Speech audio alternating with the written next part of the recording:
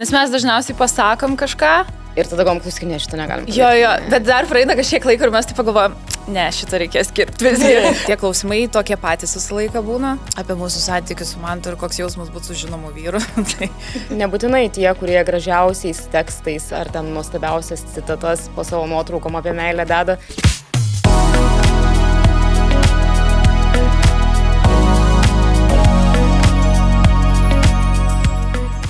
Nu ką? Tai va, Pagaliau Valentinas. pertraukos. Jo, jūs turbūt gal nežinot, mes šitą laidą filmuojam per Valentino dieną, simboliškai. Penktadienio vakaras, jau yra 6:30. Taip. Ir iš tikrųjų, tai mes žinojom, kad šitą podcastą filmuosim per Valentino dieną ir tą progą norėjom jum atvesti kitą porą. Ir mum į laidą pasikviesti podcastą ir tiesiog padaryti kolaboraciją. Tai šiandien pas mus svečiuose ant 2 kėdžių prisės čia tik tarp mūsų merginos, kur tu ką tik neseniai lankėsi. Ir labai faini man šitie mainai atrodo bus. Ir aš tai labai nekantrauju paplepėti ir pašnekėti, nes mes ir su Aiste Paryžiui dabar buvom.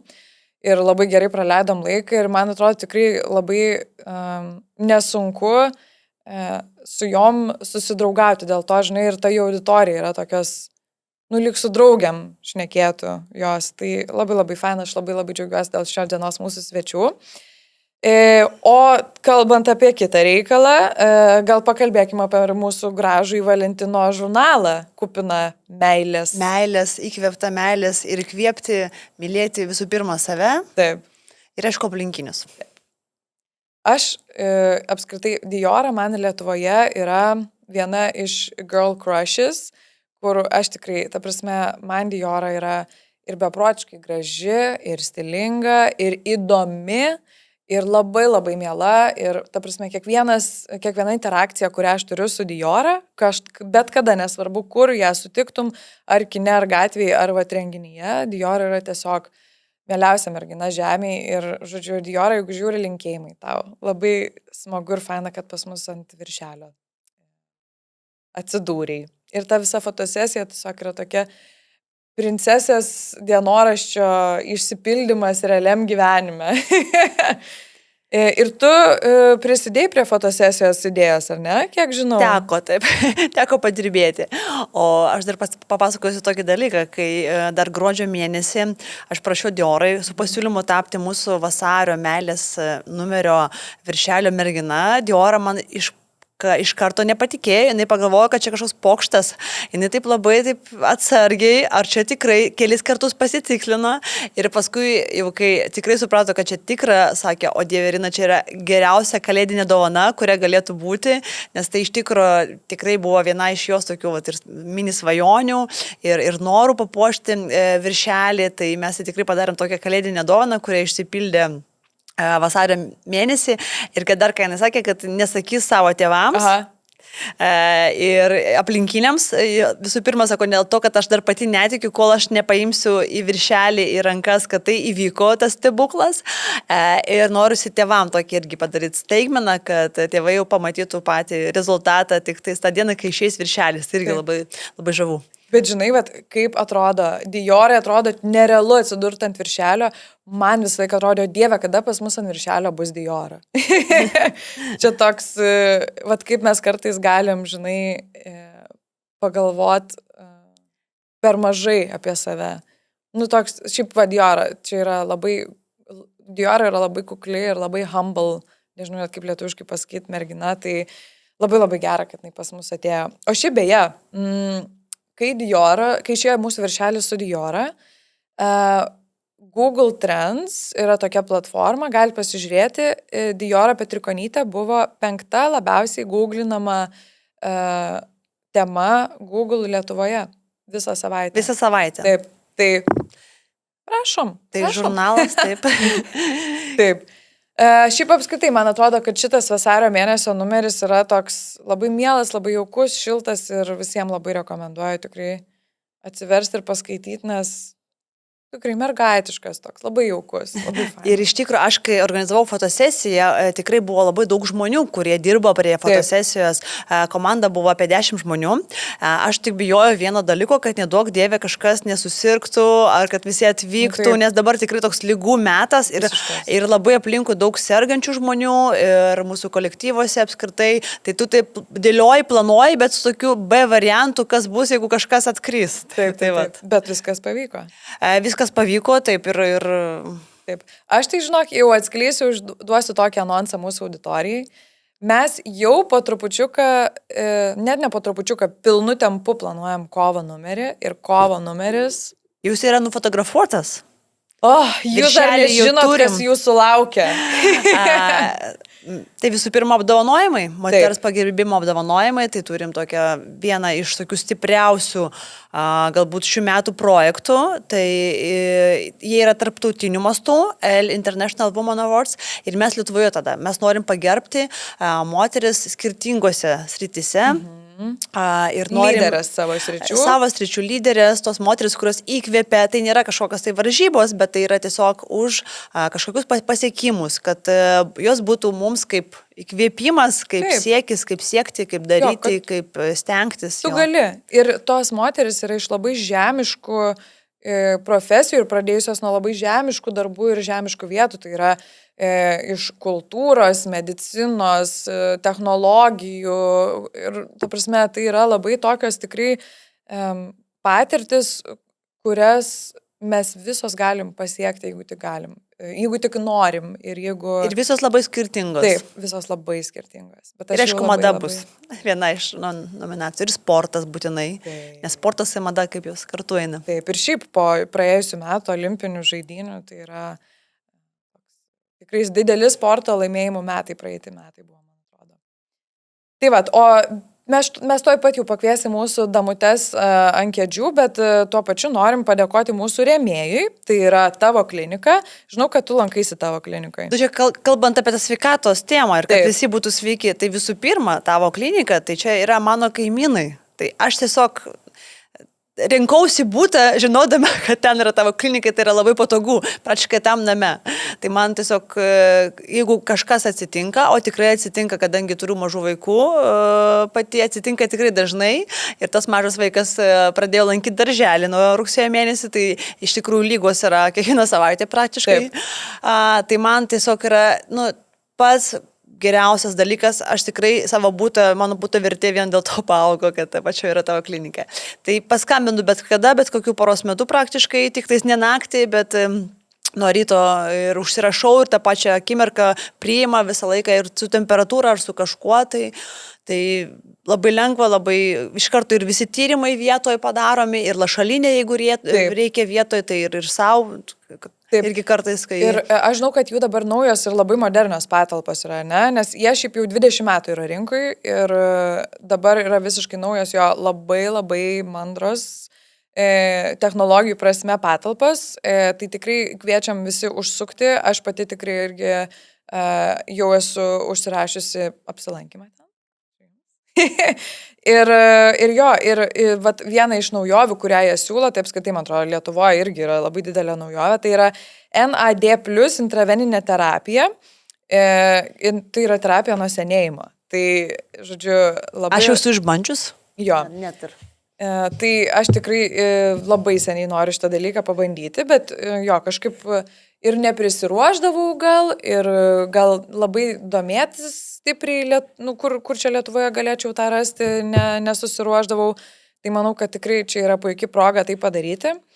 Ir jo, iš tikrųjų, mes net ir šiam numeriu turim informacijos ir visą gražų informatyvų straipsnį apie vidaus ligų gydytoja bei vaikų neurologė Rūta Maciulevičienė. Geriausia gydytoja. Linkėjimai Rūtai tikrai ir mano vaikai, ir aš pati, tai mes lankomės. Taip, tai ją sutiksit tavo klinikoje ir jo. Tai dėkojam už tai, kad dovanėlių mums atnešėt ir už tai, kad mus gydot. O ką, ir dabar ruošiam kėdutes ir kviečiam mūsų damutes. Pasakykit, koks jausmas vest vieną klausomiausių podcastų Lietuvoje? Nu, va, tiesiog taip nuo savęs. Aš žinau, Nuomonės? Faina. Šiaip faina. Gal dėl to, kad jau kurį laiką tai darom ir kažkaip stengiamės, kad merginos, nežinau, ir vyrai kartais pažiūrė mūsų podcastą, kad jaustųsi kaip mūsų draugų kompanijai, čia mūsų didžiausias noras buvo. Ir kažkaip, man atrodo, per šitus visus metus, kiek darom, kažkaip užsiauginom savo bendruomenę ir yra tas atgalinis ryšys.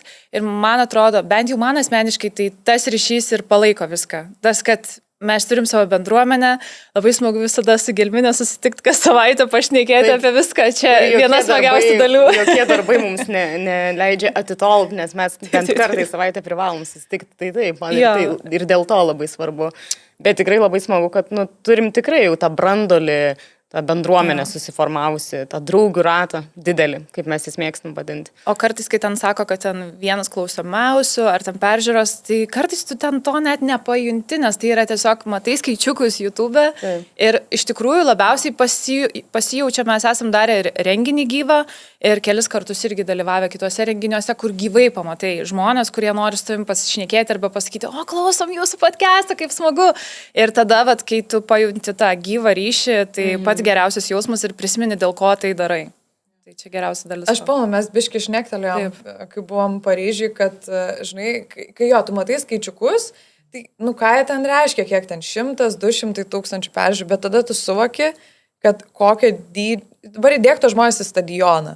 Čia visi dažnai naudoja šitą įdėjimo į stadioną metaforą, bet kai įdėdė į stadioną. O iš tikrųjų, aš po mūsų podcast'o, kaip pas jūs buvo svečiuose, irgi perklausiau, atsisėdo vakare ir galvoju, komentarus paskaitysiu. Ir man taip, teisingai pasakyta, bendruomenė jūsų taip pasijutė, nes tokie geri podcastai, komentarai, iš karto pirmas. Gelminė, kaip tau tinka toks įvaizdis, Aistė, kaip gražiai plaukai. Matosi, kad labai teigiami komentarai ir tikrai jūsų merginos yra. Tai yra jūsų merginos, kurios jūs labai palaiko, jūs labai skatina, tikrai komentarai buvo nuostabus. Kaip čia pasakius, tikrai turime ir kitų komentuotojų, bet mes irgi juos priimame į savo bendruomenę. Jie turi teisę toje bendruomenėje, jeigu jiems bloga diena, tiesiog išsiventiliuok. Arba tiesiog pasakyti savo nuomonę. Taip. Mums nebūtina, kad visada mūsų nuomonė turi ties kažkokiais klausimais sutapti. Mes vis tiek daug podcastuose diskutuojam įvairiom temam. Tai kad man patinka kažkas, o kažkam nepatinka, tai tu gali pasakyti, man nepatinka. Taip, ir galų gale būna tose komentaruose ir konstruktyvios kritikos, iš kurios tu gali kažką naudingo pasimti. Jo. Tai mes viską priimam. Viską yra buvę. Aš priimu viską pirmą savaitę. Aš skaitau, kai išeina podcastas, kažkiek laiko skaitau komentarus. Bet skaitai vis dar? Tai taip, nes tau man bent jau norisi turėti tą grįžtamą ryšį, kad aš suprasčiau, ar aktualu tai, ką mes šnekam. Ką keist galbūt. Taip, ar... Paieškos svečių kažkokių. Jo, nes būna kartais paprašo, kad nori būtent kažką matyti, ar kad dar kartą kažką pasikviestume ir taip toliau. Tai kokias 3 pirmas dienas, bet to dažnai labai klausia, iš kur ten kokios kelnes ten kas nors, tai ir tu pasistengi jau ten atsakai, bet paskui jau nebeatsakai, kai praeina 3-4 dienas, nes tada jau pradeda lysti ir gal netokie draugiški komentarai, tai aš jau saugau savo širdutę. Žodžiu, komentuokite visi. Tikrai rašykite drąsiai savo nuomonę, kas patinka. Bjauriai, kam bjauriai rašyti. Gerai, bet jūs esat moterų podcastų kategorijoje tikrai tokios pionierės, nes aš prisimenu, kad tuo metu ten buvo kažkiek gal humoro podcastai, bet labiau orientuoti vyram ir jūs moterų rinkai tikrai paserviravot tokio lifestyle kategorijoje, visišką naujieną. Tai nebuvo jums baisu, pavyzdžiui, kad, gal baisu kvailas žodis. Kaip jūs jautėtės jį darydamas, kaip jūs galvojat, kaip jį formuoti, kokiam temam šnekėti, ar ten labiau kreipti į pašnekėsiukus, ar tarkim psichologinės rimtesnės problemas atkreipti dėmesį į jas. Žodžiu, kaip jūs įsivaizdavo tą konceptą, nes formavot jį nuo nieko. Aš pradžią podcast'o visada priskiriu Aistį su Mantu Katleriu, nes čia buvo jų idėja, tai siūlau tau ir pradėti apie pradžią, paskui apie vystymą. Taip, nes tai kilo, buvo jūsų mintis ir aš atsimenu dar labai, mes iš vis neseniai buvom pradėję suvestos, neseniai buvom pradėję bendrauti ir jau mums siūlė, Mantas Katleris iš tikrųjų tada, bet mes jautėm kažkaip, kad dar per anksti ir nesam nei mes gerai pažįstamos ir kažkokio norėjosi labiau apsitrinti ir ryšį kažkokį atrasti. Ir ką supratau šiaip apie tą ryšį kalbant, kad neįmanoma išlaikyti ilgai podcast'o, kaip po tokio turėti bendruomenę, turėti gražų ryšį, jeigu nesam geriausios draugės arba labai geros draugės. Nu, tiesiog, jeigu mes esam tik kolegės, tai pasijus ir tai jaučia žmonės, kurie žiūri, kad kažkas yra, nu, čia nesijaučiamės draugių kompanijai, mes jaučiamės tik kažkokiam pasisėdėjime, pasikalbėjime. O kai norisi tą podcastą daryti ilgai, tai pasijaučia.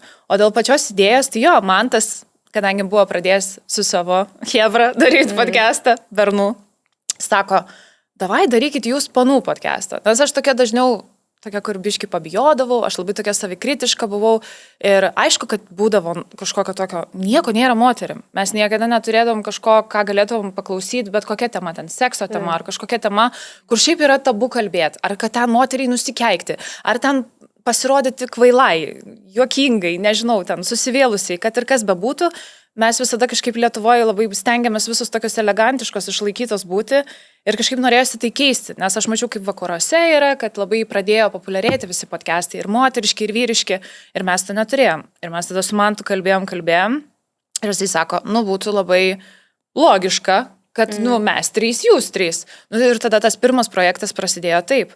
Ir aišku, mes nežinom, ką mes įsiveliam, nes mes, nu, turbūt, nei mes ten tų labai begalę podcastų esam prieš tai klausę, nes tas turbūt žanras, jis seniai buvo, bet populiarėti pradėjo turbūt karantino metu tik tai. Ir mes realiai pradėjom populiarėti karantino metu, nes visi sėdėjo namie ir ką, jiems reikėjo kažkokio turinio, o mes galėjom, varydavom į studiją ir filmuodavom. Atsimenu, kažkada turėjom net tuos sienelės. Ir buvo nes, kad ir su kaukiam kažkiek filmavom, kas buvo visiškas absurdas, nes mes susitinkam, pasibučiuojam, pasišnekam ir tada, nu, gerai užsidedam kaukės, bet tokie laikai. Tai visa tokia pradžia buvo tokia ir man atrodo, mums tiesiog mes labai laiku pradėjom. Ir tas karantinas labai prie to prisidėjo ir kažkaip, nežinau, užsiliko. Bet aš manau šiaip asmeniškai irgi, kad dabartinis projektas, kurį mes turim su Gelmine, čia jau aš nuo šito projekto pradėjau suprasti, kas yra podcastas ir kaip jį daryti. Ir gal labiau užsigrynino, ką norim komunikuoti ir kokio tiksliai norim jo. Jo, nes iš pradžių tai buvo pasibandymai, tai tu kalbi vieną temą, galvoji, tai čia reikia turbūt irgi laiškus paskaityti žiūrovų, tai čia reikia turbūt šitom temam šnekėti, santykiai va visada veikia. Galvoju tas temas, bet to įsigrynimo nebuvo, tiesiog mes tiesiog darėm. Bet dabar kažkaip jaučiu, kad mes turim pagaliau tą pagrindinę idėją. Tai vat. Bet iš tikrųjų jūs labai dažnai paliečiat aštres tokias visuomenės temas ir nebūtinai visuomenės ar ten kažkies jautres, tiesiog nuėdėjusias per visuomenę. Nu, tarkim, ta pati mama, kur ten portalai 3 savaitės vis dar rašo, mėgstamiausias Lukas. Ir dažnai ir aštriai pasisakot. Ir ypač, tarkim, kai ten yra inkliūdinama žinomi žmonės, irgi sukritikuojat. Tai, pavyzdžiui, jūs renkatės, ką šnekėt? Ar tiesiog leidžiat savo eiti laisvai, temom, nebijot susipykti ir gal yra, pavyzdžiui, kilę gaisrų kokį nors? Ką atsiminimai grįžta? Kur yra tas memas, kur tas šuo? Nespalvoti vaizdai prieš akis.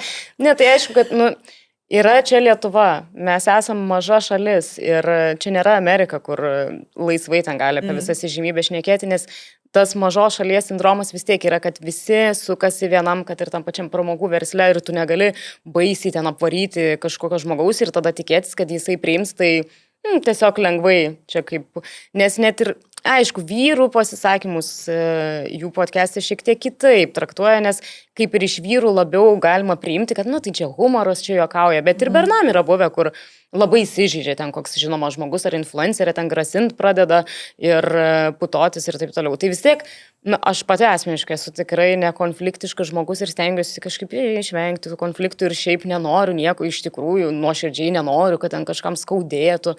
Bet kartais tu tiesiog negali susilaikyti ir nori pasakyti, jeigu kažkas tau atrodo tikrai nesąmonė, kvaila ar kažkokia problema. Taip ir laviruoji. Tikrai daug rokui tenka iškirpti. Jo.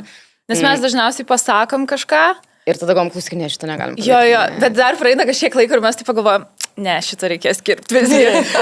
O gal paliekam. Ir būna ir mūsų diskusija kartais tokia tarpusavį, kur aš sakau, reikia palikti, nereikia iškirpti. Arba atvirkščiai, nu žodžiu. Tiesiog laviruoji. Ypatingai tas šou pasaulis ir mes vis tiek ir kviečiame svečius ir visą kitą. Ir nesinori deginti tiltų su žmonėm, nes, nu, nežinia, nu, ta prasme, visada reikia pagalvoti prieš sakant iš vis kažkokią kritiką, bet kam. Tai mes ten, aišku, galim pasakyti, mes labiau pykstam dažnai ant sistemos, kaip mes sakome, žurnalistų pykstam, žinai, kaip kalba apie mamą tiek laiko ir kokias antraštes daro. Tai mes jo, labiau gal ant sistemos, ant šiaip visokių stereotipų, kodėl ta moteris gali kalbėti tik tam tikrom temom ir ten, žinai, negali pasisakyti, tarkim, apie politiką, nei žodžio, pas mus irgi ten grieždavo labai dantim, kai kažką bandydom savo nuomonę pasakyti. Tai vat mes labiau pasisakom apie tai, kad kažkaip gal kažkas keistusi arba moteris drąsesnės būtų šitoj vietoj. Bet taip ant konkrečių žmonių tai nelabai... Galų galia ir nėra mūsų podcastas, tiesiog kažkoks pletkų podcastas. Aišku, mes aptariam aktualijas tam tikras, bet tai nėra, kad tiesiog susirinkam pastumti, nes yra tam kitų serverių. Linkėjimai. Gali ten anonimiškai varyti, kiek nori. Taip. Bet, pavyzdžiui, jūsų podcastas iškėlė tikrai nemažai, nemažai, keletą tikrai tokių dabar jau sėkmingų merginų. Tai, pavyzdžiui, Vita Žiba. Kaip jūs atsirenkat savo svečius? Ir ar jums didelis skirtumas yra, ar tarkim ateis ekspertinę nuomonę kokią nors, kas nors pateikti, profesionalas ar geriau įžymybė, kuri kalba tą temą?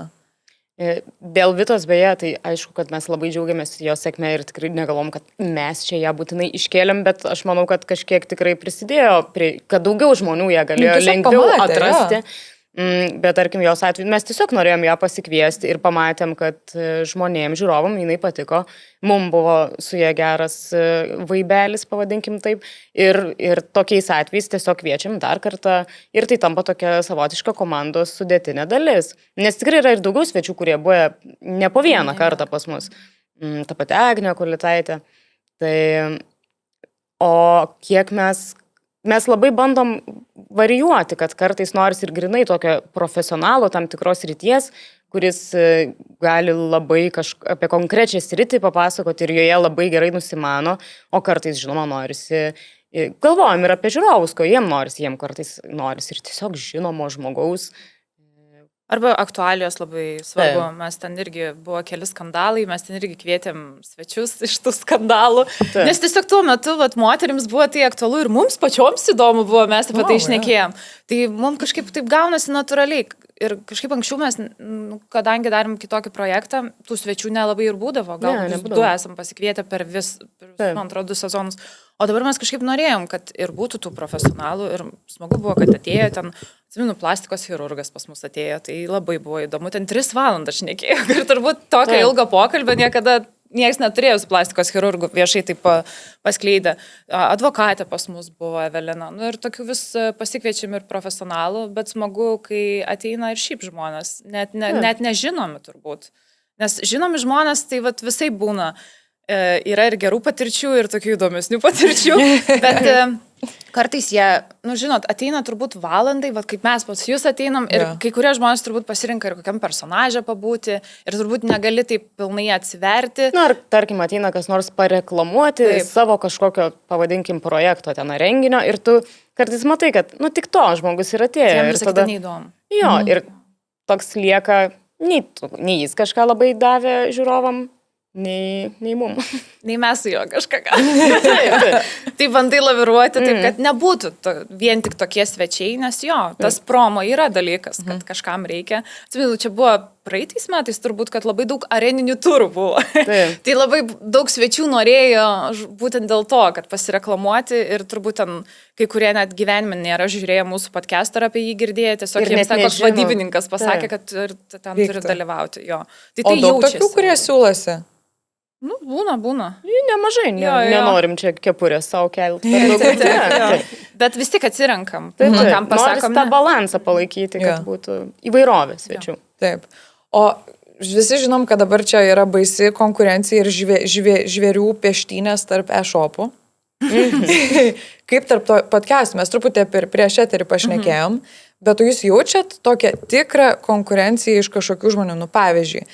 Buvo koks nors jūsų žymus bičiulis, pradėjo daryti podcastą ir dabar viskas toks kažkoks gal tenšinas atsirado, ne? Ne. Sėkmės didžiausias. Kad ir kas darytų. Kad ir kas tas bičiulis. Jo. Jo labiau, kad matot, čia toks yra dalykas, kad nėra podcastų žanras, tai nėra mūsų ten kažkoks kūrinys, kad vat, mes sugalvojam ir tu negali savintis tokio dalyko. Arba mes čia buvom Lietuvoje moterų podcastas vienas. Nu tai buvom, bet vadinasi, yra poreikis jų daugiau, yra skirtingos amžiaus grupės, skirtingos moteris galų gale ir jos tiesiog susiranda, kas kam yra aktualu. Taip. Jeigu jų atsiranda nauji projektai, vadinasi, yra poreikis jiem. Jo, šiaip aš iš vis džiaugiuosi, kad tų projektų atsiranda daugiau, nes iš pradžių mes buvom vienos ir smagu, kad tai didėja, ta rinka didėja, nes pažiūrėkit, kiek yra bernų visokių podcastų, komikų podcastų, ten šimtai norėjau sakyti, bet ne, dešimtis tikrai yra ir visi ten bandosi viską, o kažkaip moteris, kaip matau, prisibijo. Ir smagu, kad dabar jų daugėtų podcastų, aš tai linkiu didžiausios sėkmės ir manau, kad kiekvienas ten atranda savo auditoriją. Tiesiog, nu nežinau, reikia vieni kitus gerbti ir palaikyti ir viskas. Ir tiek maža rinka. Ir visada sveika konkurencija, matau, kad skatina tokį tobulėjimą. Tai tiesiog... Taip. Šiaip, žinai, man atrodo, vyrų podcastai padavė tokį toną, kad, podcastas turi būti juokingas, bent trupučiuką. Ir gal iš tikrųjų, kai kurie truputį prisibijo. Aš nesakyčiau, kad yra vyrų podcastai, čia yra labiau iš užsienio podcastų visa ta kultūra atėjusi. Kur kažkiek tas tonas galbūt yra paduotas, bet aš tai net nebūtinai pritarčiau iš to vietoj. Tikrai nemanau, kad yra labai įdomių podcastų, kurie niekaip su humoru nesusiję. Aišku, jų peržiūros yra mažesnės, nes vis tiek daugumai žmonių, ko mes norim atsipalaiduoti, mes norim gerai praleisti laiką, pasijuokti. O ką jūs žiūrite iš, tarkim, Lietuvos rinkos podcastų? Aš turiu pasakyti, kad man pačiai buvo, net mane nustebino, kad man taip patiko Artūro Svon podcastai, nes jisai kitokį kampą paėmė. Aišku, jisai kviečia ir žymių žmonės, atsiprašau Artūrai, aš tau neatrašiau kažkurias tavo žinutės, kuris mane kvietė, bet norėjau jam parašyti, kad kaip tik man labai patinka, kad jis paėmės tą kampą, kad jisai kviečia grinai, kažkokius tam tikros srities specialistus, kurie dalinasi savo žiniom ir tai yra kažkas dar kitoks kampas ir net nebūtina, nesinori gal net maišyti to, kad nereikia jam tų žinomų kažkokių žmonių. Labai įdomiai važiuoja, kur grinai tie specialistai. Aš pilnai pritarčiau tau irgi, aš irgi labai žiūriu jo podcastus, tokie tikrai jie kitokie ir tie žmonės kitokie, kur tu... Ir jis kažkaip labai gerai juos pakalbino. Ir tie klausimai tokie, gerai suformuluoti šaunuolis Artūras, man respektas. Perdodam linkėjimus. Taip, ką jūs žiūrite? Sakyk, gerai. Aš labai mėgau ir mėgstu Proto Pemzą. Jo, man Proto Pemza irgi labai. Čia yra mano absoliuti meilė. Žodžiu, mano šiaip įėjimas į podcastų rinką klausimo ir buvo per Proto Pemzą. Nes aš prisimenu, kaip galvojau, man reikia kažkaip save prisiverst, pamėgti sportą. Ir paskaičiau, kad tu turi sporto metu arba kažkokio naujo įpročio metu daryti tokį kažkokį atsirinktą vieną dalyką. Malonu. Kuris tau yra iš tikrųjų įdomus, fainas ir tu tai darytum laisvalaikiu. Bėgi ant takelio ir valgai čipsus to vadinu. Jo, pavyzdžiui. Ir aš sugalvojau, kad man labai būtų įdomu paklausyti to, Proto Pemzos podcastų. Ir iš tikrųjų jų temos labai įdomios. Ten apie baltus, kaip jie mėgdavo svaigintis, baigiant ten, nežinau... Ateiviai vaiduokliai, tiesiog. Jo. Tu didžiuoju. Taip. Ir aš pradėjau sporto metu jų klausyti ir negalėdavau klausyti jokių kitų metų. Tai pamilau sportą ir Proto Pemzą. Labai geras. Man labai patinka podcastas jų. O aš esu atradusi PIN, pradėk iš naujo, tą podcastą, tai irgi, jeigu man ne visus, bet irgi įdomu pašnekovas, tai tikrai visada tokie irgi gilesnės, prasmingesnės, bet ir aišku jūsų žiūriu visada. Kaip fainai. Taip. Tai čia, man atrodo, toks irgi visada. Aš tai labai mėgstu tendencingai. Deimantė, čia LRT kuriamas būtent podcastas, tai man labai patinka tendencingai. Šiaip aš daugiau užsienio klausau, žinokit. Ir aš atsižiūriu ir mūsų podcastą, nes tenka kelias kartus kartais net pažiūrėti. Tai užtenka, manau. Kartais ir bernų pažiūriu, nes jie kažką pasako, jeigu apie mus šneka, ypatingai pažiūriu. Jeigu kažkokias temos mus liečiančios, tada gauna. O kaip tabu yra pas jūs kalbėti apie viešai? Ne, nėra. Gal yra pasakyta, kad kai kurių dalykų gal Žinot, kada nesmagu, kai meluoja. Jo, Įžūliai ir net neraudonuoja. Taip, nes kartais arba jie savo kažkokiu naratyvu šneka, kur turbūt tiesa biški kitokiai. Pagražina. Jo, tai mes bandom sugražinti, tada mūsų tikslas yra ir toks visai smagus tarp disciplininis susirėmimas, nes mes apie tai, ką jie kalbėjo, bet iš esmės tai manau, kad ir jie lygiai taip pat supranta, kaip ir mes suprantam, kad vis dėlto taip tai yra pramoginis turinys, tai hiperbolizacija irgi yra šiek tiek kartais panaudojama tiek, kai mes kalbam apie juos, tiek, kai jie kalba apie mus, ar galų gale, kur tam pusė Katlerio programų atrodo parašyta apie Aistę. Ir tai irgi yra hiperbolizacijos principų. Tai aišku, kad nėra viskas taip, kaip jie juokauja. Bet čia ir yra ta vieta, kur žiūrovams yra įdomu, nes socialinėje medijoje apie tai ir nekalbama, niekas nesidalina ir tu vis tiek turi kažkokią tai tokio įdomesnio, tu turi asmeninio gyvenimą duoti. Tai aš manau, kad čia ir... Ir žinai, tai labai leidžia susitapatinti, man atrodo. Čia visiškai neseniai dabar kažkur žiūrėjau, man atrodo, gal Reelsą ar TikTok'e, kur... Bernai kalba, kaip būna, kai jūs grįžtat iš kelionės. Labas. Tiesiog. Tai man atrodo tiesiog labai, žmonės gali sureleitinti, žinai. Ja, tai dėl to tos santykių temos apskritai yra vienas populiariausių visose podcastuose pasauliniu lygiu. Ir mes, kadangi, kai minėjom, kad turim ir mūsų antros pusės turi podcastą ir mes, tai mes pasišnekam kartais podcastuose, tai žmonėms iš vis labai įdomu, nes jie mato perspektyvą iš vyriškos pusės ir tada kaip tą situaciją mato moteris ir tada gali patys, man labai smagu, kai būna parašo, mes čia su vyru žiūrim, diskutuojam irgi. Ir ar ten mane pagaliau suprato, kad ar čia buvo problema ar ne? Tai kas turi tą? Aš jam pagarsinau specialiai tą vietą, atidariau akis ir sakau, klausyk ir žiūrėk. Okay, klausykit, jūs visai tikrai esat, man atrodo, pasitraukusios iš to glamūro gyvenimo, nors esat tikrai žinomos moteris. Nežinau, ar mano... Ką tai reiškia glamūro gyvenimo? Žinai, ar vaikštat jūs labai renginius, tokius jų... Niekas nekviečia.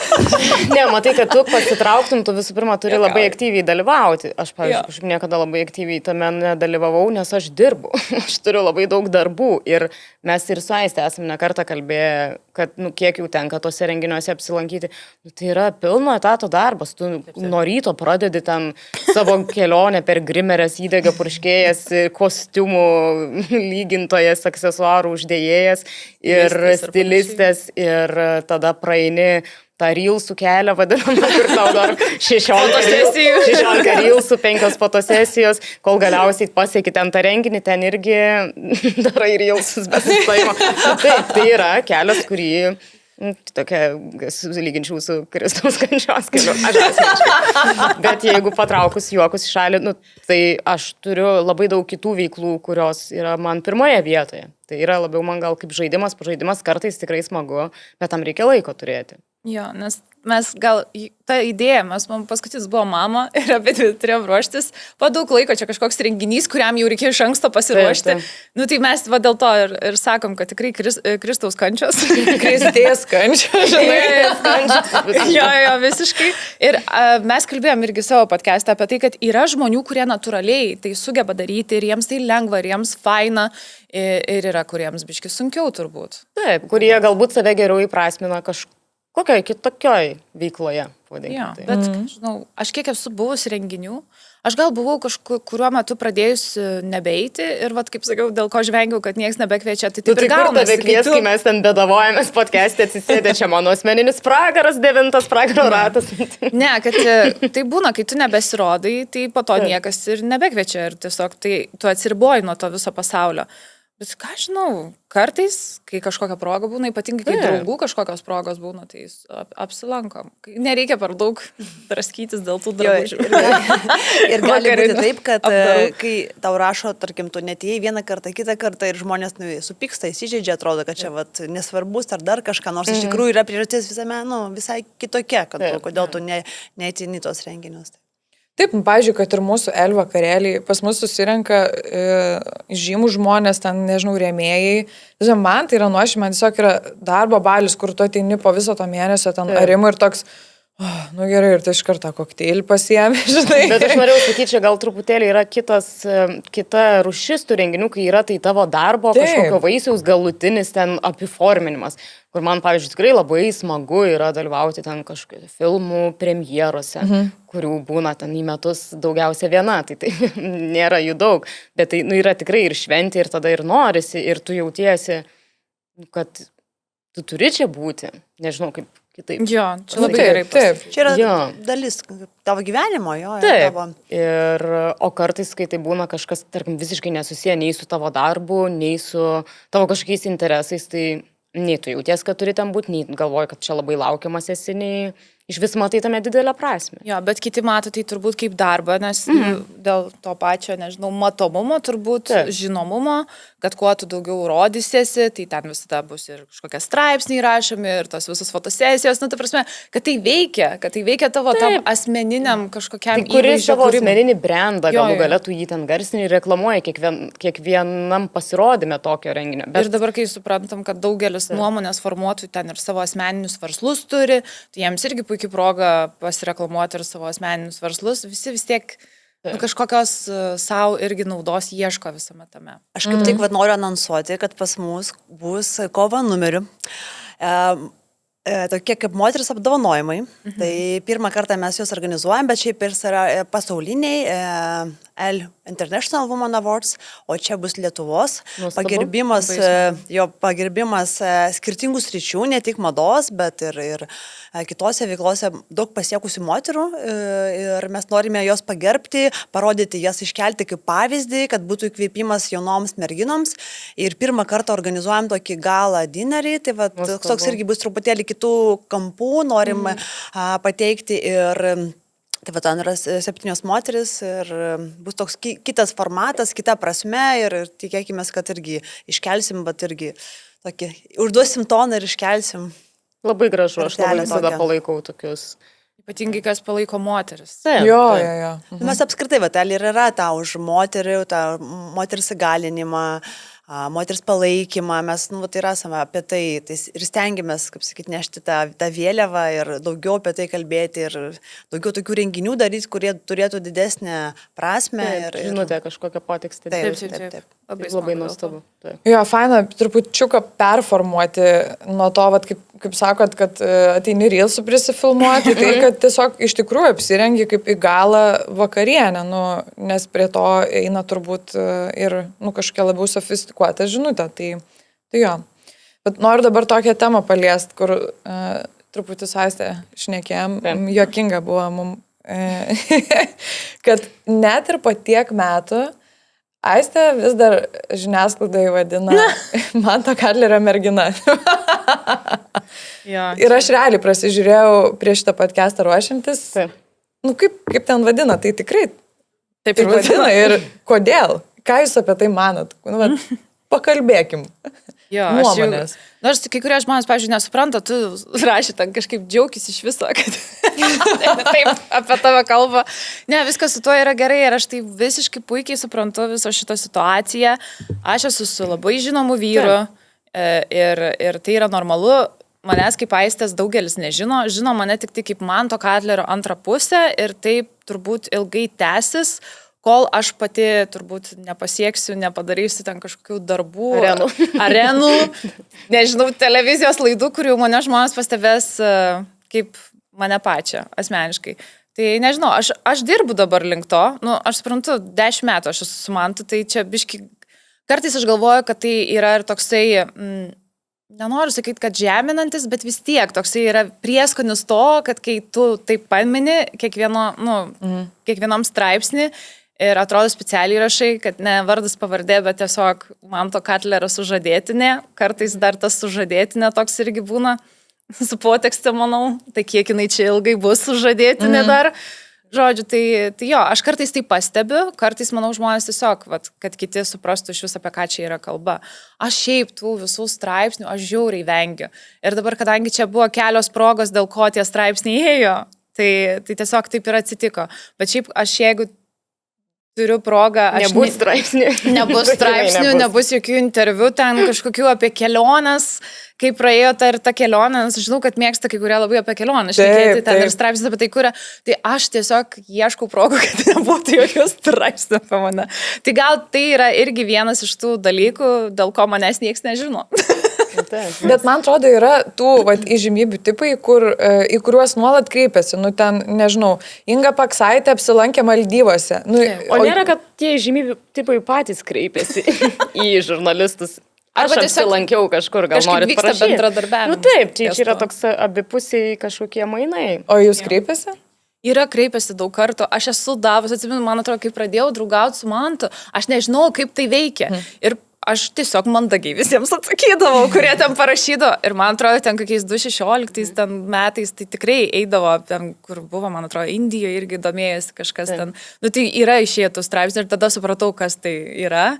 Ir kokie tie interviu, nes ten anksčiau ir laidos ten eidavo, dabar aš visko atsisakau, nes tie klausimai tokie patys visą laiką būna apie mūsų santykius su Mantu ir koks jausmas būtų su žinomu vyru. Tai nežinau, kiek metų reikia tą patį per tą patį kartoti, tai tiesiog atsisakai, nes tai nėra apie mane ir tai nieko neduos šitas interviu. Žmonės nieko nesužinos apie tai. Jo labiau, kad tu kartais gal net sąmoningai vengi tokių interviu tokio pobūdžio, nes tu nenori būti ta, kur ten naudojasi ir tokiu būdu, tokiu keliu čia eina į tą žinomumą, kai tu nori būti žinomas už savo darbus ir ką tu pats asmeniškai veiki, tai tada tiesiog ir renkiesi kažkaip.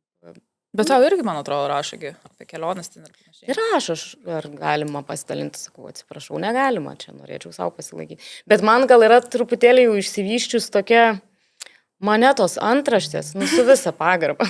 Aš jau žinau, kad pyksta turbūt kai kurie žurnalistai ir ten portalai, bet aš dalinai ir dėl to, tu nueini, tarkim, į kažkokį šį podcastą net ir tada žiūri, išeina 6 antraštės kažkokios skirtingos ir kur atrodo, kad tai buvo, esminė kažkokia interviu, kur absoliučiai ištraukti iš konteksto ir aš suprantu, kad visa dabar pas mus yra ta klikų paspaudimų kultūra, kur iš viso gal dauguma žmonių net neskaito tų straipsnių. Taip. Ir esmė yra, kokia yra ta antraštė, kad kuo jinai labiau būtų užkabinanti, bet man nepatinka tos antraštės ir kažkaip irgi stengiasi jų išvengti sukinėjai. Taip, šiaip aš galiu pasakyti ir iš kitos pusės, kaip atrodo. Aš kažkada esu dirbus portale. Labai seniai buvo mano pirmas darbas. Aš sugebėjau išdirbti naujienų portale 5 mėnesius, nes aš tiesiog norėjau prisispjaudyti turbūt į save ir į aplinkų ir visur, kur įmanoma, nes man atrodo irgi turi būti tam tikras žmogaus tipas, kad jis galėtų paskambinti tau ir klausti: Aiste, mačiau, pavogė jūsų telefoną. Gal galite pakomentuoti? Ta prasme, tai yra taip sunku ir aš prisimenu labai gerai, kai tuokėsi kažkokia, gal Four Roses ar kaip ten ta grupė narė, kur aš... Rožė. Jo, aš pirmą kartą gyvenime iš vis girdžiu apie šitą žmogų. Man jie nėra itin aktualūs, mano kažkaip socialiniam rate, nieks apie juos nekalba. Ir čia buvo, nežinau, 2017-2018. Ir man reikėjo į jos vestuvės. Įsivaizduokit, aš einu į jos vestuvės. Tiesiog. Reikėjo eiti. Taip. Nes tais laikais dar metrikacijos biuras skelbdavo datas su viešais vardais ir galėdavai tiesiog ateiti į tų žmonių vestuves ir klausti: sveiki, kaip šiandien jaučiatės? O dabar nėra, man atrodo, kad dabar... Ne, dabar dėl privatumo įstatymo GDPR uždrausta yra ir... Kaip smagu. Jo, galite drąsiai tuoktis. Bet jūs nežinot, gal aš jau susituoksiu. Bet gal koks kunigėlis. Tai va čia įdomu, kaip va šitie dalykai dabar vyks susiję su būtent tokiam asmeniniam šventėm, kaip tipo susižino, nes vis tiek žurnalistai jie susižino. Aš žinau, mes buvom Bartuševičių vestuvėse, tai jie irgi susižinojo ir jie atvažiavo, bet kažkaip man tas susitarė su jais, kad jie nefotografavo. Nes man tikrai gan baisiai atrodo, kai atvažiuoja ten žurnalistai, tavo asmeninę šventę, o jie jau įkėlė straipsnį su antraštėm, visus svečius nufotkinę einant į bažnyčią, tave išlipant iš mašinos, ten galbūt... Jo, kur skėtiesi, ten, žinai, ten... Ir aš taip, čia mano, baisiausias košmaras. Ir jie realiai, leidžia tą informaciją, tai ne nuo tavęs jau priklauso, tai nėra tavo jau šventė, jau žmonės gali komentuoti, kaip tu atrodo, tu dar iki altorius nenuėjai. Taip, nuotraukas tenai. Bet kartais ir žinomi žmonės patys paprašo arba praneša, atvykite ten ir ten.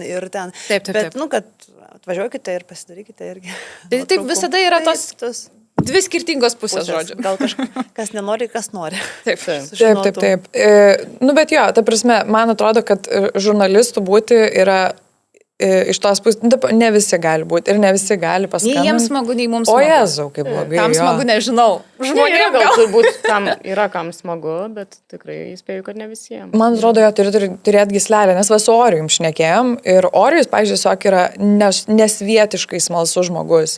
Aš pamenu dar, kai... Cekava Zose. Realiai, Cekava Zose. Orija.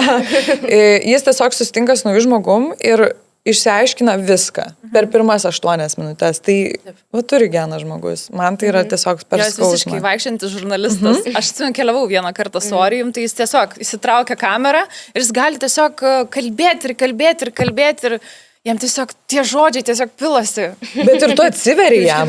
Nu, atsuka kamerą į tave. Na, ką dabar galvoji? Taigi mes čia dabar valgome šią vakarienę priešai šitą. O tu savo juodžiausias paslaptis išpildai. Taip. Nu jo, tai... Nu tai va, o šiaip dar irgi, kalbant apie tos santykius, jūs tikrai kuo toliau, tuo mažiau viešinat socialiniuose tinkluose juos. Priėmė tokį sprendimą ar tiesiog natūraliai kažkaip taip nuėjo? Nes irgi dažnai kalbam, žinai, ir visi pakalba, kad tos poros draugų ratose apskritai visur, kur tik matai, kur kuo didesnį captioną suvaro į bendrą nuotrauką, tuo ten blogiau. Tai kažkaip galit su tuo sugretinti? Aš nemanau, kad yra tokia grinai viena taisyklė, vienas kurpalius, ant kurio galim visus suverti, bet pastebim, kadangi pažįstam nemažai žmonių, kurie yra tokie vieši ir matomi, kad tikrai nebūtinai tie, kurie gražiausiais tekstais ar ten nuostabiausias citatas po savo nuotraukom apie meilę deda, nebūtinai tokia ta meilė jų ir yra graži. Ir aš tikrai esu ir pati dariusi ir ten tą vadinamąjį viešą sveikinimą su gimtadieniu, kur, žinoma, kad tu ir asmeniškai pasveikini, bet ir Reelsą sumontuoji, nes tuo metu taip jaučiausi. Gal šiandien kėlei Valentino dienai, ką nors? Ne. Aš irgi nekėliau, gal reikės vakarą. Tai nemyli. Aš pilnai suprantu, aš esu tikrai praėjusi ir tą, kur tau norisi dalintis savo meilę, nes tu esi tikrai labai įsimylėjęs ir tiesiog norisi pasidalinti kažkokiais džiaugsmais, arba kai ten žmonės apie savo nėštumą paskelbė, ar ten, kad vaikas gimė ir vieni ten renkasi dalintis, kiti renkasi nesidalinti, ar apie tas pačias vestuves, čia jau kiekvieno pasirinkimas ir aš tikrai suprantu ir tą pusę, kurie nori dalintis. Šiame etape galbūt aš noriu dalintis mažiau, tai taip ir elgiuosi. Kas man susisuks ten po mėnesio, nežinau, gal aš jau poemą būsiu sukūrusi ir trumpo metro filmą sumontavus apie savo meilę begalinę man. Tai vaizdo klipą iš Tailando. Vaizdo klipą iš Tailando, dainą sukūrus ir šokį. Ir net nesmerkčiau nei vienų barikadų pusių, kas kaip nori, tas taip elgiasi savo gyvenimais. Mes gal taip... sakyčiau, nelabai afišuojam savo santykių. Manau, ten pakankamai podcastuose žmonės išgirsta realybės, bet šiaip Instagram'e tai tikrai gan mažai ir esu susidūrus kelis kartus, kur ten pasklisdavo kažkokios apkalbos, vis tiek jos pasiekia tave kažkaip, kažkas ten iš sekėjų parašo, aš nežinau, o jūs vis dar kartu, nes taip vis žmonės kalba, kad jūs jau ten išsiskyrėt. Tai kartais, manau, tas veikia, kur jeigu tu nerodai, tai reiškia, to neatsitiko arba tai nevyksta, žodžiu. Bet ką žinau, norisi tai ir apsaugoti ir mes niekada nebuvom tie tokie, kur labai rodytume ten Instagram'e savo santykius ir mums kažkaip tai veikia. Mes kažkada žvengiam, tipo, kada žmonės pastebėtų, jeigu mes su Mantu įsiskyrėm, tai turbūt po kokių metų. Tai mes, taip gyvenam. Tiesiog toks mūsų susitarimas su Mantu, bet tai nereiškia, kad kažkas ten yra blogai. Mes tiesiog kaip ir visos poros gyvenam, yra ups and downs, kaip vadinama. Bet aš manau, kad žmonės tikrai matė dabar paskutiniu metu gerų pavyzdžių, kur ten apie meilės visokias kėdė, fotosesijos visose įmanomose vietose ir tada skyrybos. Tai toks, tu kartais irgi nenori apgaudinėti žmonių, man labai nepatinka šitas ir aš noriu visada būti autentiškai, išlikti savo pirmiausia ir kažkaip vis tiek tu turi kažkokią atsakomybę jausti ir prieš to žmonės. Nu, aš nenoriu tiesiog nesąmonių sakyti. Jeigu aš, pavyzdžiui, tuo metu man tai noriu trenkti, aš nenoriu rašyti, o Jėzau, mūsų meilė tiesiog nuostabi. Kaip vandeninas. Bet vėlgi, mes neturim kažkokių bendrų ten verslų, tokių, kuriuos reikia pušinti. Jo, ar ten, kad... Nes santykiai jau yra kaip prekinis ženklas. Taip, bet tai yra normalu, tai visam pasaulyje egzistuoja. Vat mes turim labai puikų pavyzdį Davidas ir Viktorija Beckhamai. Jie yra, tiesiog Beckhamų brandas. Ir kad ir kas ten pas juos asmeniniam gyvenime, nes irgi visokių skandalų buvę ir gandų apie juos, bet jie jau yra prekinis ženklas, kaip pora, kaip sutuoktiniai. Ir pas mus Lietuvoje yra tokių pavyzdžių ir tokie žmonės kuria sėkmingus verslus ir jiems jau reikalinga tas pasakos rodymas. Tai jie renkasi tokį variantą. Mes kol neturim verslų su Mantu dar, bet gal bus ateityje. Laukit fotosesijų iš kokio balio. Tai būna, kad vieną dieną gerai, kitą dieną blogai, bet tu neprivalai kiekvieną dieną tai transliuot, kas yra. Nes tas blogai visą laiką praeina.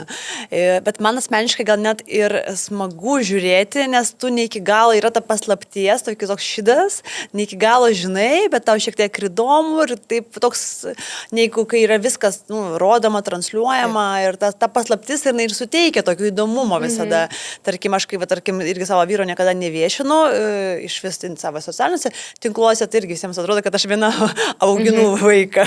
Ir gal daugybė moterų tada kaip rolę, tokį modelį išsikėlė savo vieniša mama. Taip, ir irgi tokių girdėjusi gandų, kad, žodžiu, kad mano Antarė, jai kadangi yra jau 13,5 yra nuo vieno vyro, o čia reiškia santuoka ir kitas, yra, kad mes su vyru 15 metų ir ten visą kitą, tai žmonės tiesiog prisigalvoja tada ir tu palieki vietos fantazijai tokie žmonėm, kad jiems pafantazuoti kažką sugalvoti. O jie mėgsta fantazuoti. Jie mėgsta fantazuoti. Tai reikia duoti žmonėm tos laisvės ir tos paslapties. Jie fantazuoja. Bet klausyk, Aiste, tu su Mantu dirbi tikrai daug, kiek žinau, o jums irgi tekę yra padirbti, ar ne? Tai ir iki šiol tenka. Taip, mes vaidinę ne vienam spektaklyje kartu ir vaidinam ir iki šiol, ir filmuose vaidinę kartu, dirbę nemažai. Tai kaip jums šitas momentas?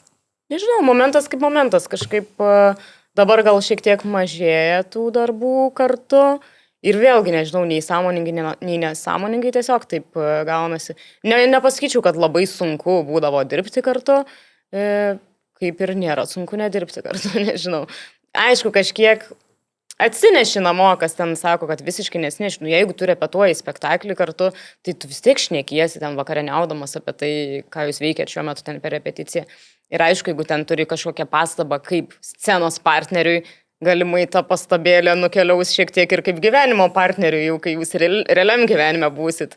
Nes, tai atrodo, man yra šiek tiek neišvengiama. O toks klausimas, tarkim, jeigu jums dabar pasiūlytų vesti, tarkim, mamą apdovanojimus kartu poroje, bet sutiktumėt ar ne?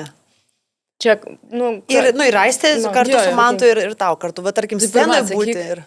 Aš manau, kad dabartinėme etape nesutikčiau, nes manau, kad vis tiek siūlytų labiau Mantui ir aš toks būčiau Liveta ir Petras Kazlauskai, aš to nenoriu. Tai tik dėl to. Bet... Aš nežinau, jeigu mes matytume su Mantu kažkokią idėją, viziją, kaip galim kažkaip įdomiai tai pateikti, amen. bet šiaip jaučiu tas visas laikotarpis, kol mes ruoštumėmės, tai ten būtų skraidytų lėkštės. Reikėtų atskirai gyventi tam laikotarpį išnuomat. Būtų, žinai. Airbnb kokį. Išnuomat ir... Bet šiaip, kalbant apie šitą darbą kartu, tai visko yra. Kartais, aš taip pasakysiu, turbūt, kadangi Mantas yra toksai, jis to žeragis, jisai toksai užsispyręs ir jisai turi savo tokią nuomonę ir viskas. Tai aš sakytam plaukianti, bet šiaip mes abudu esame išdidų žmonės ir kartais priimti kritiką iš vienas kito reikia padirbėti. Ta prasme, ne visada norisi girdėti ir jam, tarkim, kai aš kartais pasakau tokios konstruktyvios kritikos, net kadangi dabar laidą turim kartu televizijoje ir jis kaip vedėjas, tai aš jam jau kaip prodiuserė sakau, žiūrėk, seni, biškį daugiau šito, biškį mažiau to.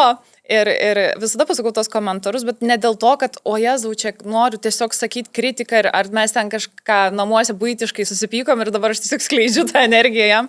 Ne, tiesiog norisi padaryti kuo geresnį rezultatą. Mes kažkaip labai abudu dėl rezultato pergyvenam visą laiką ir manau, kad tai mus kartu ir jungia, ir veža, ir mažiau gal ir pykčių tame būna, nes mes labiau ne kažkieno emocijos, bet labiau ties rezultatų Ir jeigu matom, kad rezultatas bus geresnis, pasakius tam vieną kitą komentarą, kritiką arba pakeitus kažką, tai reiškia gerai, visgi padarysiu. Bet man tai reikia dažniau.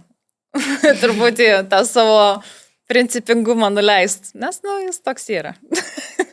Tai va. Tai čia galbūt tikrai tavo gera išvada, nes aš kaip dabar klausau, tai iš vienos pusės, jeigu jūs kreiptųsi, ne, kaip jūs būtų, rašytų ne Aistė Manto Katlerio sužadėtinė, o rašytų Mantas Aistės sužadėtinis, tai gal jam būtų skaudžiau ir jisai labiau tą išgyventų arba negalėtų išgyventi, žinai, ir jam būtų, toks, tai kad mes kaip nerūpi. Va čia yra įdomi dalis apie Mantą, kad jis labai atitolęs nuo viso šito pasaulio, ten tų antraščių.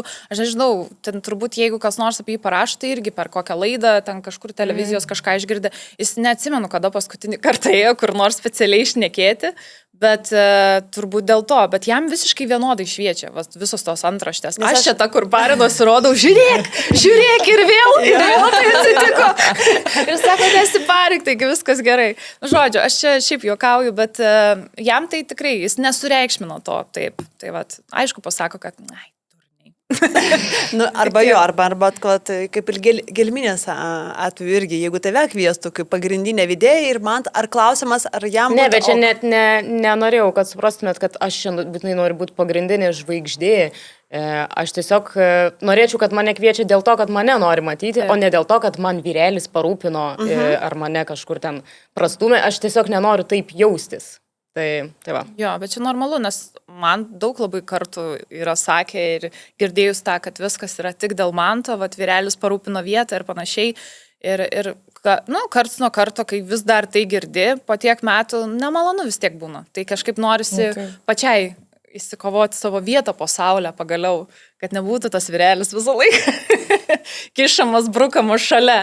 Tai manau, žinot, aš taip pasakysiu, man iš viskai, aš su Mantu susipažinau, aš buvau studentė teisės, visiškai iš kito pasaulio, ten man vien tik iš šito pasaulio ateiti ir sužinoti, kad kažkas rašys apie mane, kažkas kalba apie mane, tai buvo man labai didelis iššūkis ir šiaip iki šiol aš su tais vidiniais demonais kovoju, kas susijęs su tuo nepasitikėjimu savimi ir panašiai, bet dabar taip lipu per save ir terapijos pagalba ir šiaip gal amžius daro, branda savo, kad pagaliau noriu rodytis ir nebijot žmonių, nebijot pati savęs.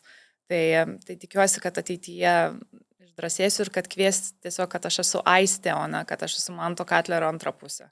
Bet iš viso, teisingai, tugi net ir ofisinį darbą turėjai. Taip. Kaip tu iš viso priėmei tą žinomumą tiek Manto, tiek savo iš tą gyvenimą?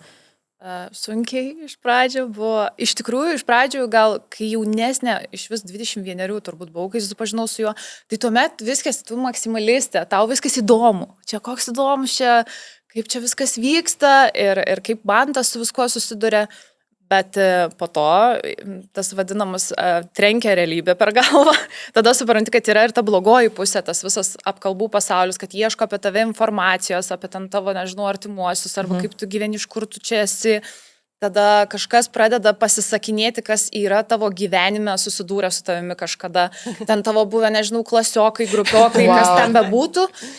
Ir tada tu išgirsti apie save kažkokių istorijų, kurios net nebuvo, gal čia buvo to turbūt žmogaus realybė ir to žmogaus patirtis, kad ir kaip bebūtų, bet tada pradedi nepasitikėti žmonėm labai, tada pradedi atsirinkinėti labai draugus arba tam, kam pasakosi kažką, nes irgi man yra buvę atvejų, kur supratau, kad kažkas norėjo būti draugai su manimi, kad aš esu tas kanalas pereiti prie tų žmonių žinomų ir kad jeigu aš draugausiu su tavim, tai kažkokių kontaktų susižinosiu ir panašiai, kad žodžiu buvo žmonių, kurie tikrai ieškojo naudos, tai toks irgi būna labai nemalonu tokios situacijos, kai supranti, kad čia ta draugystė nėra tikra ir čia tikrai ne dėl manęs ar mano asmenybės mes draugai.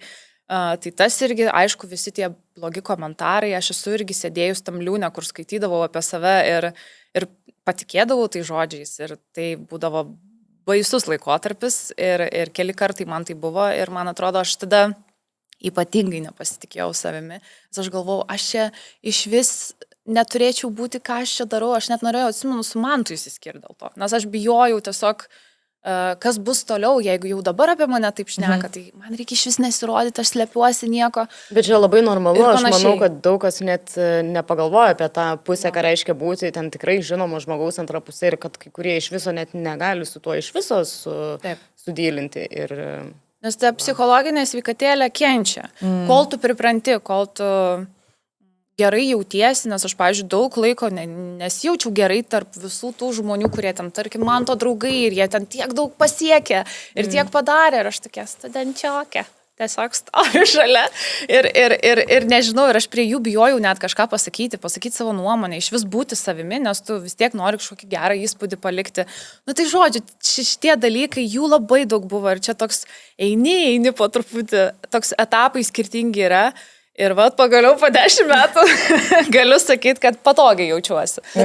Bet tai ir buvo mokykla, tai buvo laikas, kai tau reikėjo užaugti, natūralu, kad tu 21 metų negalėjai ateiti ir iš karto čia, tu netėjai ir nebuvai iš karto laidų prodiuserė ir ten daug pasiekusi ir visa kita, bet tai buvo tau toks kaip įmesta į tokią mokyklą gerą, kurią reikėjo praeiti, išgyventi ir užaugti ir užtat dabar gali. Jo. Dar augsiu, tikiuosi. Jo, ir augti dar. Taip, o Gelmina, kaip tau, nes šiaip tai tavo keliasgi aktorės ir jeigu tu esi sėkmingas aktorius, tai jau nenori, tu ten turėsi ir į renginius pavaikščioti, ir į reelsą padaryti. Ne, visiškai nebūtinai. Tikrai yra daugybė nuostabių sėkmingų aktorių, kurie absoliučiai šitame pramogų pasaulyje nedalyvauja, nei ten reelsus daro, nei renginius vaikšto. Man geriausias pavyzdys turbūt Giedrius. Čia labai žinomų aktorių, kad jis savo pasaulį asmeninį. Taip, bet ir tiek pat yra nuostabių moterų aktorių, kurios absoliučiai nedalyvauja, ta pati ten Rasa Samolytė, man vienas iš tokių pavyzdžių, Nelė Savičenko, nuostabios aktorės, bet tu gyvenime nepamatysi jų strikinėjančių per reelsą, čia tiesiog kiekvieno yra pasirinkimas. Jo, bet vis tiek žinomi žmonės yra, vis tiek kažkokio dėmesio sulaukia. Tai aš, jeigu apie tą žinomumą kalbėti, aš buvau susidūrus, kol dar ir nebuvau įžengus į šitą, pavadinkim, nes taip per man aš susipažinau gal daugiau su tokiu tuo komercinių pramogų pasaulių šitą pusę. Bet aš vaidinau ir seriale vienam televizijai, žinau, ką reiškia, kai ten šaukia personažo vardu, ten atpažįsta ar panašiai. Bet dėl to man iki šiol vis tiek jo, kai tu esi už save, pavadinkim, ten žinomesniu, daugiau nuveikusiu žmogumi, vis tiek susiduri su tuo, kad čia ją prastūmė, ten vaidmenis kines parūpino, kur man sako, klausyk, gal tu man gali parūpinti vaidmenų kine, kur nenori, vis tiek yra, tu susiduri su tuo, kad tu čia nieko pats nepasiekiai. Bet ką aš žinau, jau taip susigyveni. Aš žinau savo tiesą, žinau, kas yra kas. Ir aišku, kad kas liečia tą patį podcastą, aš manau, mes abi dvi su Aisti tikrai dėkingos, nes vyrai mums davė ir platformą, kur kalbėti, ir tą pradinę idėją, ir tą startą. Man patinka, kad mes kiekvieną kartą, jeigu kažkas ir paklausia apie podcastą, mes tada jiems duoklę atiduodam. Niekada nepamirštam.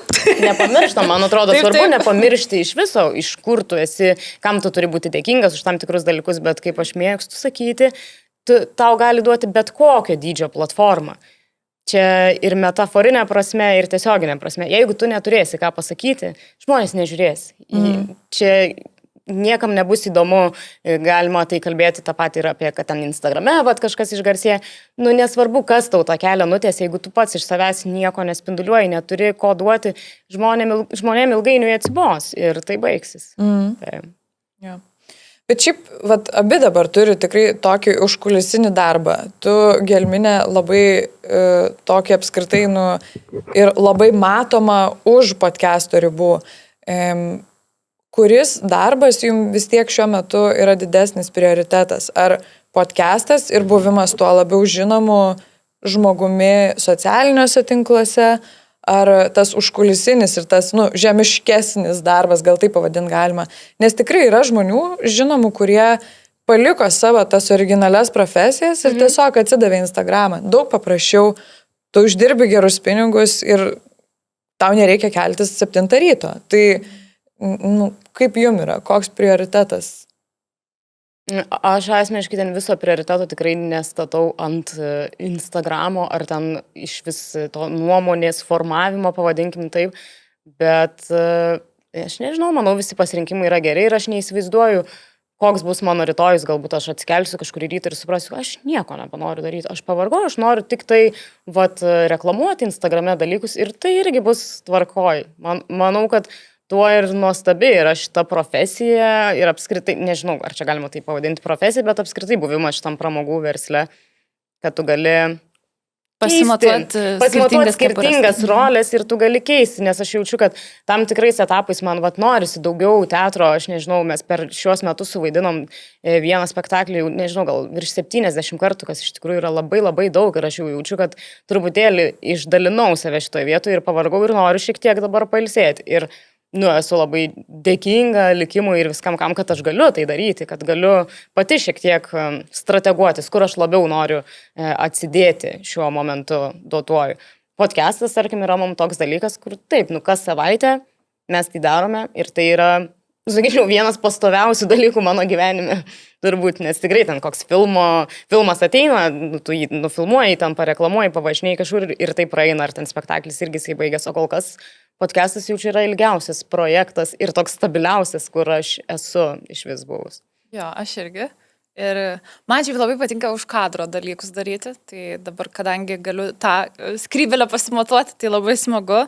Tai aš net nežinau, kartais smagu būti kadre, kartais smagu daryti dalykus, kartais pasakyti nuomonę, kurios turbūt norisi, kad atrodo, kad daug kas galvoja, bet bijo galbūt pasakyti ir mes ištransliuojam, ką galbūt daug moterų galvoja viešai. Tai tas labai toks yra įgalinantis. Jo, įgalinantis jausmas, jautiesi tokia, kažką darau.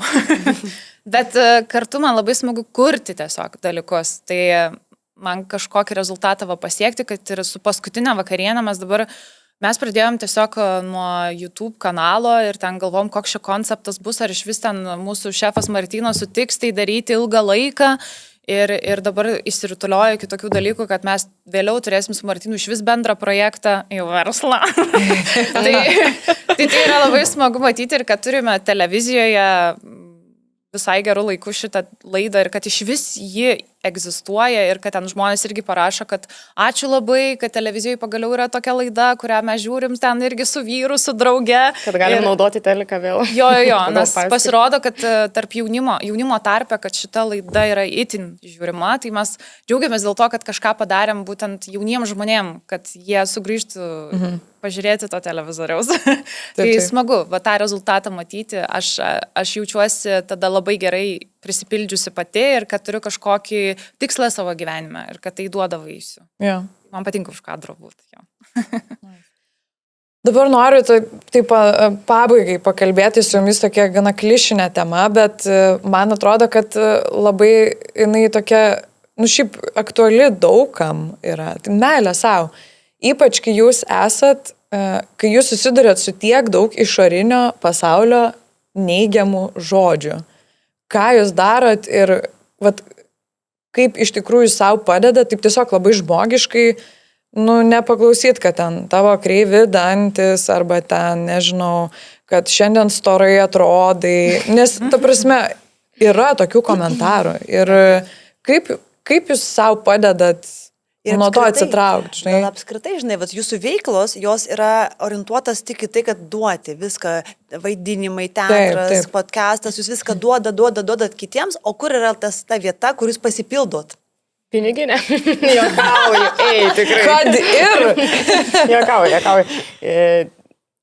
Aš, tarkim, kas liečia ten teatrą ar kiną, tai tikrai man daug reiškia, tai yra ir mainai, tu gauni atgal iš žmonių, ar per tos pačius plojimus, ar, pavyzdžiui, kai parašo po spektaklio, ar, tarkim, po to paties podcasto, kai susilaukiam žinučių, ar prieina žmonės ten gatvėje ir merginos ir ten sako, jūs man ten padėjo ten tam tikrų laikotarpių. Tai yra tie mainai, kuriuos tu gauni atgal, o šiaip dėl tų neigiamų žodžių, aš tai manau, kad dar ganėtinai mažai mes jų susilaukiam. Ir aš visai laiminga šitoje vietoje jaučiuosi, kad kažkaip mažai tų neigiamų nuomonių mane pasiekia. Aišku, aš ir kažkokius saugiklius užsidedu, jeigu man žmogus ten rašo iš eilės kelias šlykščias, kažkas įžeidinėjančias žinutės, aš tiesiog užblokuoju, kam man krautis čia tuo negatyvu. Ir aš neinu sąmoningai ten po kažkokių portalų straipsniais ir neskaitau komentarų, nes tai turi būti labai naivus, jeigu tikiesi ten kažką gero pamatyti. Tai tokie saugikliai, kuriuos užsidedi. Aš kartais pagalvoju, ar yra kažkoks žmogus portaluose, apie kurį gerai atsiliepia. Natalija Bunkė. Natalija Bunkė Lietuvos portaluose yra palaikomiausia, skaitomiausia įžymybė. Aš kai dirbau dar portale, ta prasme, jos straipsniai yra išbombina visą portalą. Bet gali būti, tai taip, bet apie komentarus labiau. Irgi labai teigiami. Lietuviai myli Nataliją Bunkę, nes jinai yra tiesiog nepalaužiama. Ir jinai yra tokia, kur tu, žinai, atsivestum prie savo tėvų stalo ir ją mylėtų ir tėvai, ir puski, ir šuniukas, ir sesė. Ir jinai tiesiog yra The Natalija. The Natalija. Tai įdomu, nes aš kartais galvoju, gal dar kažkokie jau ten legendiniai aktoriai. Giedrius Savickas, man atrodo, yra toks žmogus, apie kurį aš nesu mačius prasto komentarų. Jo. Bet apie Nataliją tikrai esu mačius daug prastų komentarų. Jo, bet aš kažkada galvojau, kad Beata Nicholson yra tas žmogus, apie kurį irgi nėra blogų komentarų, bet irgi pasirodo, kad yra. Aš tiesiog kažkada... Čia toks hipotetinis, nes kartais tu pamatai, kad yra vienus žmonės tikrai labiau mėgsta, kitų ne. 100%. Iš skirtingas priežastis, bet aš buvau pagalvojus, ar yra iš vis kažkam nerašo blogų žodžių. Šiaip geras, apie Nataliją nežinau, kad jos ten labai skaitomiausi tie straipsniai. Jis jinai šiaip yra super žinoma ir garsi moteris Lietuvoje, bet kad jo, to vien pozityvo, manau, aš Giedrius Savickas man ateina. Tai tu turi saugiklių, sakėjai. Jo, o tu? Mano saugiklis kartais gelminė būna. Pasiskundžiu gelminiai. Taip, oi, mes labai... Voisas 6 minučių ateina. Mes su Aiste esame viena kitos skrinšotinom. Security blanket. Ir mums patvirtina, ne, tai čia nesąmonė, šneka. Ir mes viena kitai. Tai ta draugystė labai labai padeda. Tai yra kam... Ir labai smagu, kad mes, kadangi esame tam pačiame dalyke, mes suprantam labai gerai vieną kitą, kad ir kas ten benutiktų, mes galim visada atsiremti vieną į kitą. Tai yra labai labai smagu. Čia kadangi Valentino dienos podcastas, tai aš tiesiog čia mano viena meilių didžiausia yra. O šiaip dėl saugiklių, man irgi yra saugiklis. Kartais man įkrečia proto. Jis toks logikas yra, tai jis man pasako, žinok, eik savo keliu, dirbk savo darbus, nežiūrėk, Aiste, žiūrėk mano pavyzdį. Tai, nes jis irgi toksai atsiribuojas labai nuo tų piktų žodžių ir panašiai. Tai kartais jis man yra tas ramstis, kurio reikia, to tokio tvirtos rankos ramsčio. Mama mano visada yra ramstis, paskambinu, pasiskundžiu.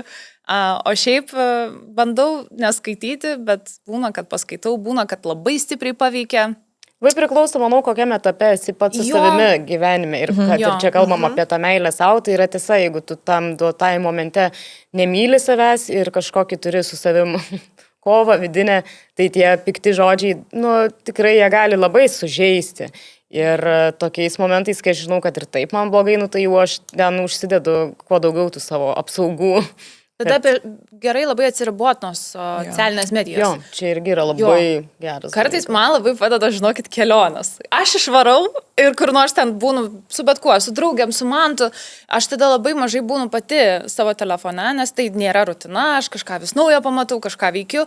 Ir tada labai toksai grįžtų į realų gyvenimą, kad ta socialinė medija, vis tiek tai yra kažkoks vienas iš darbo įrankių pas mus. Tai mes jos daugiau matom turbūt negu kiti žmonės, bet reikia kartais nuo to labai pabėgti ir tai labai padeda ir tada grįžti kažkaip į save, prisimeni, kad aš tiesiog esu žmogus ir man nesvarbu, kad ten rašo ten tos YouTube komentarus.